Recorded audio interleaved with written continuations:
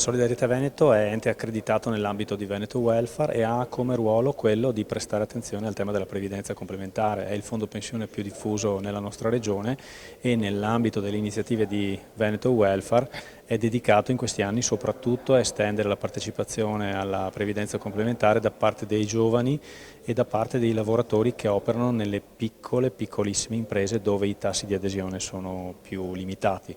Attraverso la nostra attività puntiamo largamente in questa direzione e soprattutto lato giovani sentiamo che c'è una forte esigenza di formazione e informazione, una grande sensibilità sui temi della sostenibilità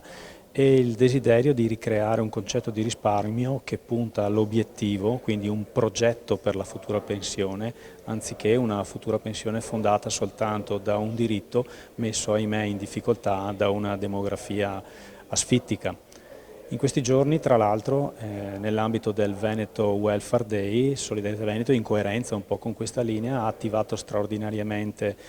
gran parte dei propri sportelli in tutto il territorio e non solo, abbiamo dato vita ad alcune iniziative assieme all'Università Ca' Foscari, assieme ai datori di lavoro per quanto riguarda le piccole e medie imprese, proprio per intercettare ancora una volta i giovani e i lavoratori della piccola e media impresa. L'auspicio è che si possano creare le condizioni per una crescita del sistema che sia nella traccia di quello che abbiamo visto negli ultimi anni.